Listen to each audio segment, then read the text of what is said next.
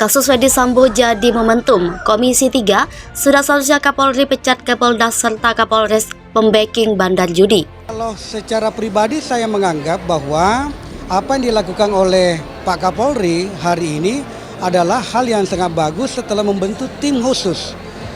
Beri waktu tim khusus ini untuk merampungkan penyidikannya terhadap orang-orang yang terduga terlibat dalam pembunuhan Brigadir J itu. Nah, setelah itu baru limpah ke kejaksaan. Di kejaksaan ada kesempatan bagi seluruh tersangka untuk membela dirinya di sana.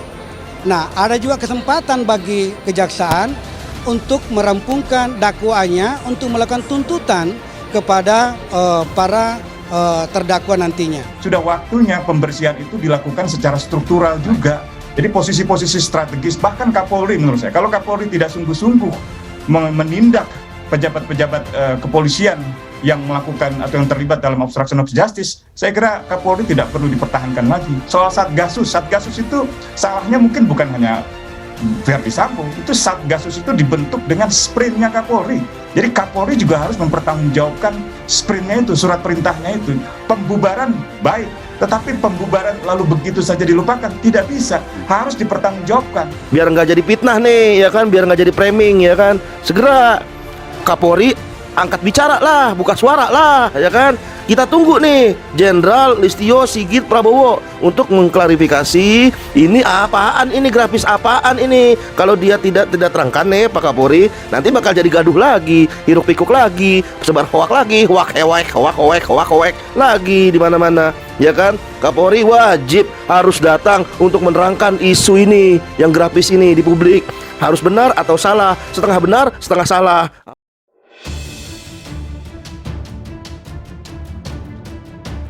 Anggota Komisi 3 DPR RI dari fraksi Demokrat, Santoso mendukung langkah tegas Kapolri Jenderal Listio Sigit Prabowo yang tidak segan mencopot para perwira Polri yang membackingi tindak pidana semisal perjudian. Menurut Santoso, penegasan itu memang perlu dilakukan menyusul terungkapnya kasus bekas Kadif Propam Irjen Ferdy Sambo yang merancang pembunuhan berencana terhadap ajudannya sendiri, Brigadir Yosua Huta Barat. Ia menilai pengungkapan kasus Sambo harus jadi momentum bersih-bersih Polri. Santoso menilai pembersihan Polri dari oknum-oknum itu memang sudah menjadi keseharusan guna mengembalikan citra baik kepolisian di mata publik. Sebelumnya, Kapolri Listio Sigit meminta jajarannya untuk tegas menindak segala bentuk kejahatan pelanggaran tindak pidana yang meresahkan masyarakat, mulai dari peredaran gelap narkoba hingga perjudian. Jenderal Bintang 4 itu menyebutkan, ia telah lama mengeluarkan perintah dalam pemberantasan tindak pidana perjudian.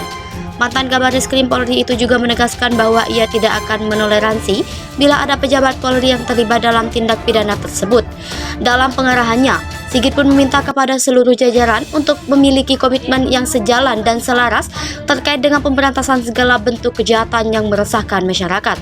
Menurut dia, hal itu dilakukan guna menjaga marwah dari institusi Polri untuk menjadi lebih baik dan meraih kembali kepercayaan publik ke depannya. Tingkat kepercayaan publik terhadap Polri menurun dengan adanya kasus penembakan Brigadir J di rumah dinas mantan Kadif Propam Polri Irjen Pol Ferdy Sambo di Kompleks Polri Duren 3 Jakarta Selatan pada awal Juli lalu. Setelah pengungkapan pelaku dan penetapan tersangka pembunuhan berencana terhadap Brigadir J yang dilakukan oleh tersangka Ferdy Sambo, Baradae Bribka RR dan Kuat Ma'ruf, kini muncul dugaan adanya praktik suap dalam kasus tersebut. Dan baru-baru ini beredar dokumen kekaisaran Sambo dan Konsorsium 303 yang membackingi berbagai bisnis ilegal, salah satunya perjudian. Pernyataan Mahfud MD soal Irjen Ferdy Sambo yang sekarang tersangka penembakan Brigadir J bikin heboh. Meski begitu, mantan Kabaris-Krim Komjen Pol Susno 2J tidak heran dengan pernyataan Menko Polhukam itu soal Irjen Ferdy Sambo.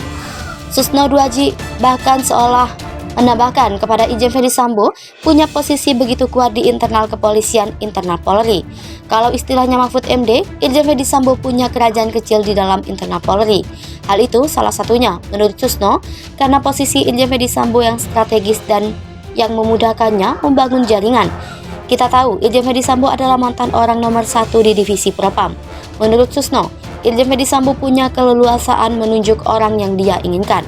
Menurutnya, Propam membawahi pengamanan internal Provos sehingga semua polisi yang bersalah melanggar kode etik, disiplin dan pidana dia yang menangani. Dia juga yang akan memilih mana kasus yang bisa dipidanakan.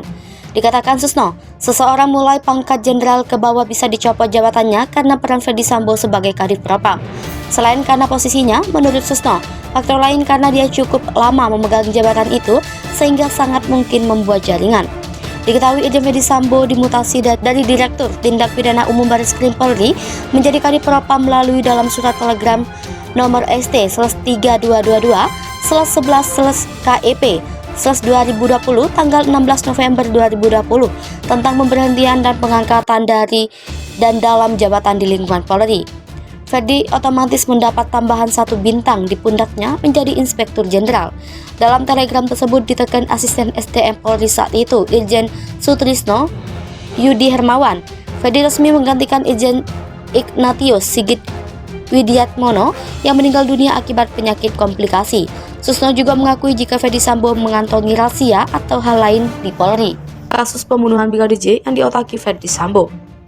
Menurut Deolipa, informasi adanya potensi LGBT dalam kasus ini justru dipastikan oleh penyidik adanya pemberitahuan. Karenanya, kata Deolipa, ia menanyakan ke kliennya Baradae apakah ada kemungkinan Yosua atau Brigadir J adalah LGBT atau gay. Ia menduga kuat dan Brigadir J ada satu kejadian yang membuat mereka bertengkar. Deolipa menduga persoalan kerja yang dianggap tak beres. Sebelumnya, Deolipa Yumara juga menyebut bahwa Irjen Ferdi Sambo adalah seorang psikopat dan biseksual. Hal itu dikatakan Deolipa di akun YouTube TV One di acara Apa Kabar Indonesia Malam, Rabu 17 Agustus 2022. Saat ditanya, kenapa sekarang membawa-bawa dan menyinggung Kapolda Metro Jaya, Deolipa berkelakar dirinya disuruh oleh Sinto Gendeng. Diketahui, Kapolda Metro Jaya Irjen Polisi Fadil Imron menemui Kadif Propam Irjen Pol Ferdi Sambo di ruangannya di Mabes Polri pada Rabu 13 Juli. Fadil Imron memberi dukungan kepada Irjen Ferdi Sambo terkait kasus polisi tembak polisi yang terjadi di rumah dinasnya di Duren 3, Jakarta Selatan. Momen mengharukan keduanya saat bertemu terekam dalam video berdurasi 24 detik yang beredar di media sosial. Terlihat kedatangan Irjen Fadil Imron disambut langsung Irjen Ferdi Sambo. Keduanya tampak bersalaman dan langsung berpelukan. Raut wajah Ferdi Sambo terlihat sedih. Irjen Ferdi Sambo tak kuasa menahan air mata dan menangis di pundak Fadil Imron. Fadil Imron juga tak dapat menyembunyikan kesedihannya. Ia kemudian mengelus kepala Irjen Sambo. Fadil juga tampak mencium kening Irjen Ferdi Sambo. Lalu Fadil beberapa kali menepuk-nepuk dan mengelus pundak Ferdi Sambo yang terus menangis. Terkait hal inilah, Deolipa menyebut bahwa Irjen Fadil Imron harus mundur. Ketika ditanya apakah Deolipa memiliki bukti dan fakta bahwa Irjen Ferdi Sambo adalah seseorang psikopat yang biseksual, Deolipa mengaku berdasarkan analisanya saja. Terkait penyataan agar Kapolda Metro Jaya mundur, kemudian belakangan Deolipa mengaku bercanda terkait dirinya yang dituding sibuk manggung soal menjadi pengacara Baradae sehingga diduga membuat Baradae tidak nyaman. Deolipa Yumara mengatakan tudingan itu tidak berdasar. Deolipa Yumara dan Muhammad Burhanuddin adalah pengacara Baradae yang kedua ditunjuk oleh Barreskrim Polri usai Andreas Nahat Silotonga, pengacara terdahulu, mengundurkan diri tanpa memberi alasan. Saat diperkenalkan sebagai pengacara terbaru Baradae, Deolipa Yumara dan Muhammad Burhanuddin memberi terobosan dengan siap mengajukan kliennya sebagai justice kolaborator dan meminta perlindungan dari LPSK kepada dirinya dan Deolipa. Akhirnya, Eliezer terbuka hatinya dan menceritakan semua kronologi dan para tersangka yang terlibat di TKP melalui tulisan di secari kertas yang dijadikan bahan oleh para penyidik dan tim sus bentukan Kapolri Jenderal Polisi Sigit Prabowo.